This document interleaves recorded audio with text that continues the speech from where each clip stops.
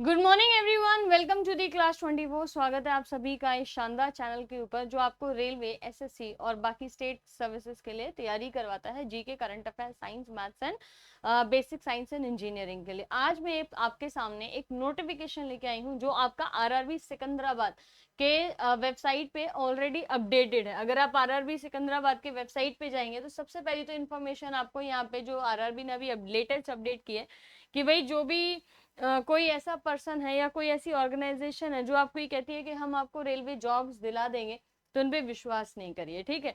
दूसरी चीज ये कि इसी वैकेंसी में या जो आपका ये आरआरबी सिकंदराबाद की जो नोटिफिकेशन है इसके अंदर आपका एक अपडेट आया है जहां पे ये रहा education qualification for railway jobs in L1 post Hindi English. इसमें आप इस चीज को यहाँ पे रिगार्डली पढ़ सकते हो, ठीक है। और ये पोस्ट जो है वो क्या कहती है कि the prescribed minimum education qualification for direct recruitment of staff in L1।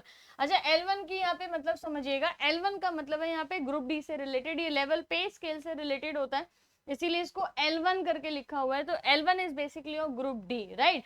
तो ग्रुप डी की वैकेंसी जो है वो एटलीस्ट आना शुरू होने से पहले उनकी एजुकेशन क्वालिफिकेशन आ गई है, ताकि जब एग्जैक्ट नोटिफिकेशन जो आने वाला है वहां पे किसी भी तरीके का कोई बच्चों को कोई कंफ्यूजन ना हो कि उन्हें क्या करना है या क्या नहीं करना है। तो यहाँ पे एक बार एप्लीकेशन में देखिए, जो ये एप्लीकेशन जो नोटिफिकेशन जो है बेसिकली नोटिफिकेशन है, एप्लीकेशन नहीं है, ये नोटिफिकेशन है।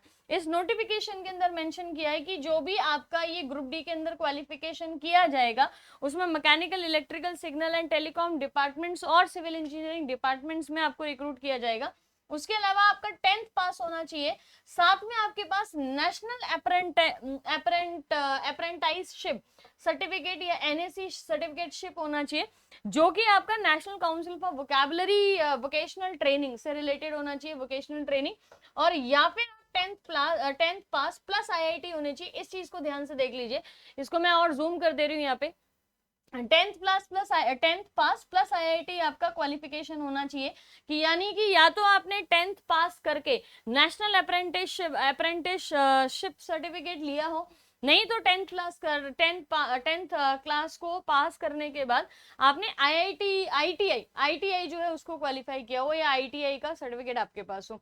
तो एक चीज ये अच्छी यहाँ पे होने वाली है कि ग्रुप डी की जो अगली वैकेंसीज आएंगी वो सिर्फ और सिर्फ आईटीआई के बच्चों के लिए होंगी, यानी कि कुछ ऐसी सेपरेट वैकेंसीज होंगी ग्रुप डी के लिए जो आईटीआई के लिए होंगी। सिकंदराबाद जो है वही सबसे पहले नोटिफिकेशन निकाल रहा है और ग्रुप डी की वैकेंसीज अब आने को तैयार है। ये चीज याद रखिए कि अब आपकी किसी भी टाइम ग्रुप डी की जो वैकेंसीज हैं जिसमें आईटीआई रिक्वायरमेंट है वो आपकी आने को तैयार है।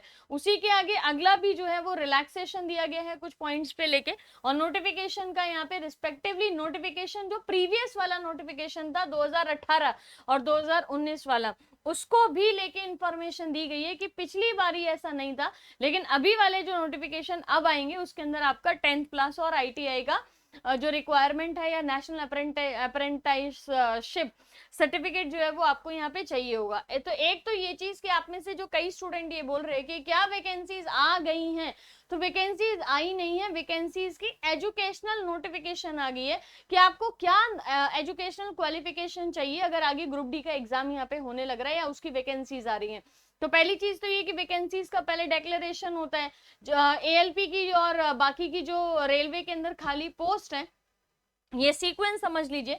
कई बच्चे सीक्वेंस को भी समझ नहीं पा रहे, तो मैं उन बच्चों को ना ये सीक्वेंस समझाने की कोशिश करती हूँ कि सीक्वेंस कैसे चल रहा है पूरा का पूरा, और कैसे आपकी अगली वैकेंसीज आपको कब आपको देखने को मिल जाएंगी, कि कब आपका ये एग्जाम जो है वो नोटिफाई हो सकता है या आ सकता है, ठीक है।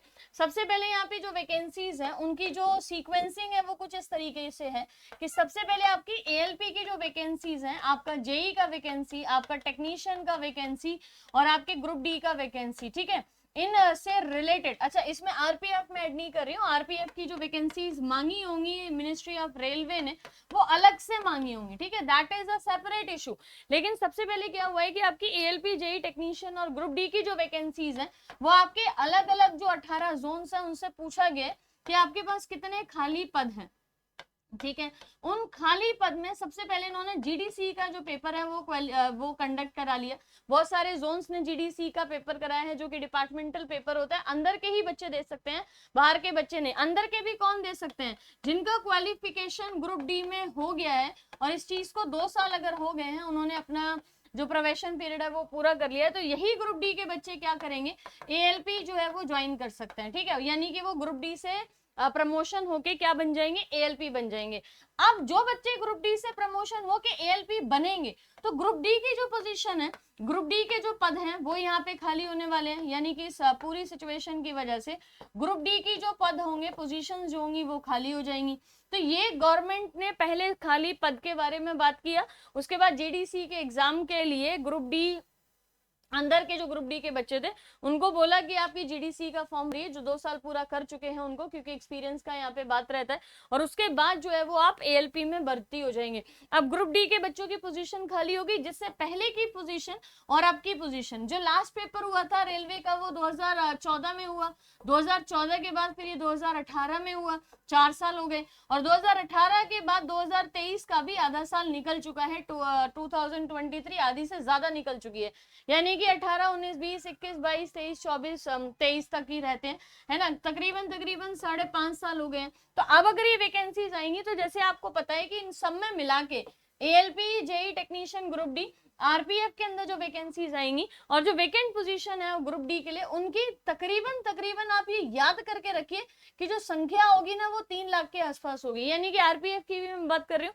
और मैं इन चारों पोजीशंस की भी बात कर रही हूँ, 5 पोजीशंस में मिला के तकरीबन पोस्ट जो है वो 3 लाख होंगी, जिसमें से खाली अगर आप ग्रुप डी की ही बात करोगे तो खाली ग्रुप डी के अंदर होंगी 1 से 1.5 लाख वैकेंसीज और 60,000 के आसपास एएलपी जेई टेक्नीशियन की होंगी, और अलग अलग जोन्स में अलग अलग वैकेंसीज के हिसाब से तकरीबन निकलनी है ये 2.5 लाख से ज्यादा और 3 लाख के आसपास वैकेंसीज। ये वाला प्रोसीजर पूरा हो चुका है, जीडीसी का जो पेपर है वो पूरा हो चुका है, कई जोन्स में पूरा हो चुका है, और वो 1 टाइम का रिक्रूटमेंट था, जिसमें ये बोला जा रहा है कि 50% बच्चे भी क्वालिफाई यहाँ पे नहीं कर पाए थे, तो जो पोजीशन आपकी जीडीसी की थी वो भी खाली हो गई, जो कि ऑलरेडी 25% थी, और ऑलरेडी 75% एएलपी वैकेंसीज अभी भी खाली हैं।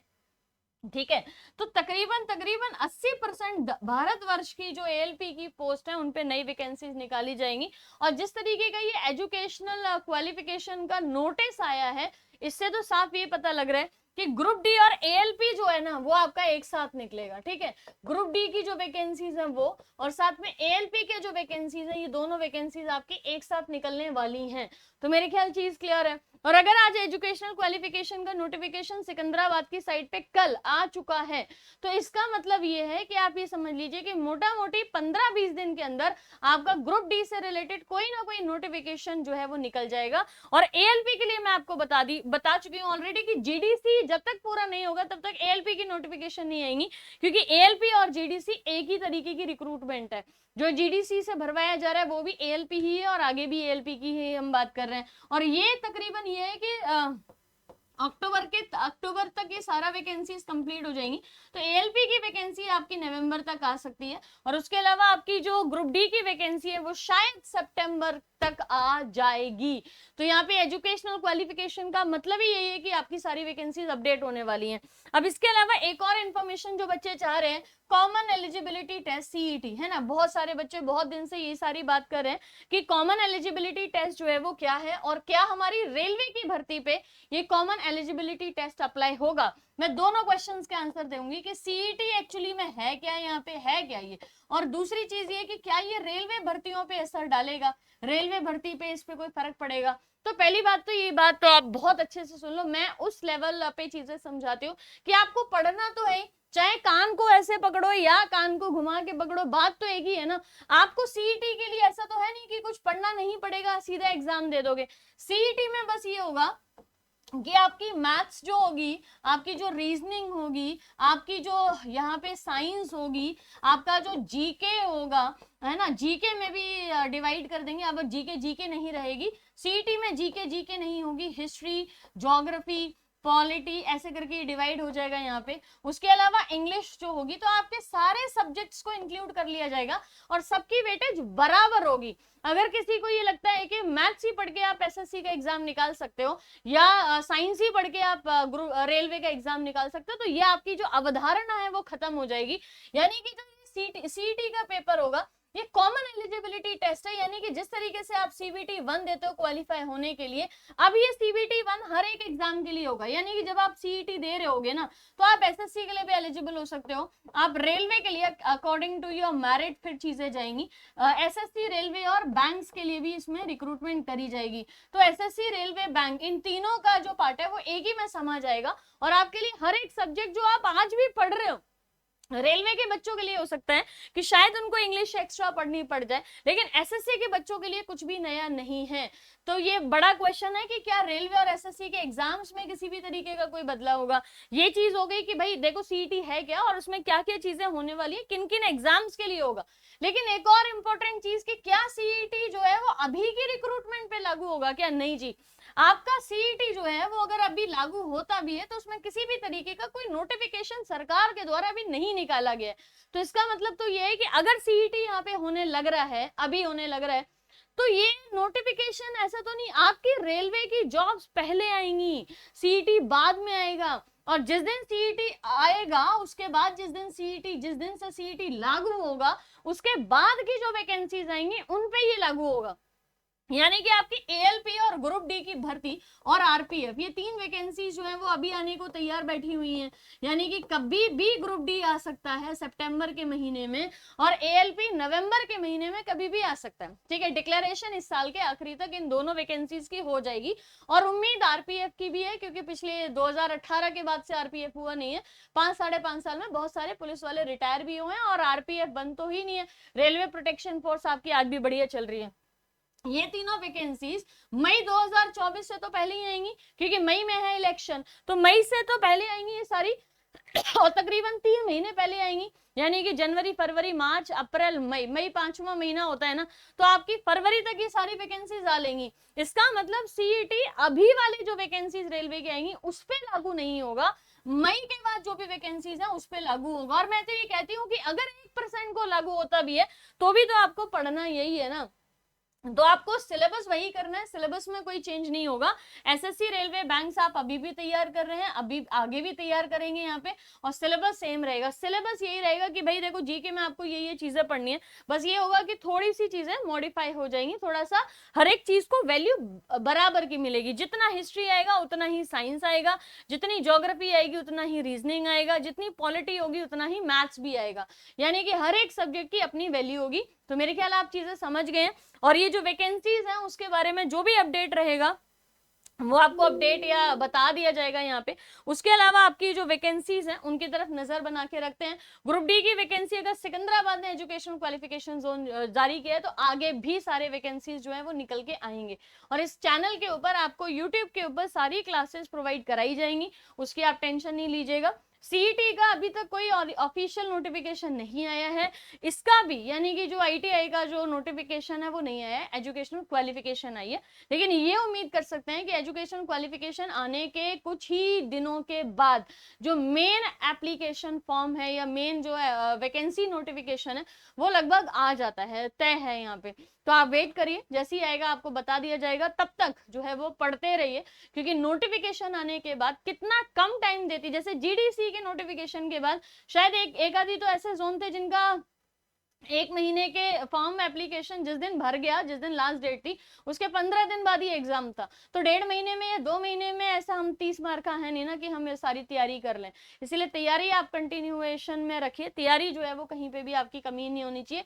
बस अब ये याद रखिए कि अगर आप 10th पास हैं और आईटीआई का सर्टिफिकेट आपके पास है, आईटीआई से ग्रेजुएट है या आईटीआई का डिप्लोमा आपके पास है, डिप्लोमा ही रहता है ना, तो वहां पे अब आपके लिए ग्रुप डी जो है वो इसको मैंडेटरी करने लग रहा है। तो मेरे ख्याल इन्फॉर्मेशन बिल्कुल क्लियर है। कोई भी अगर आपको चाहिए इन्फॉर्मेशन या कुछ भी आप चाहते हैं जो आपको बताया जाए एक्स्ट्रा, तो आप कमेंट बॉक्स में वीडियो में जरूर से लिखिएगा। Thank you so much.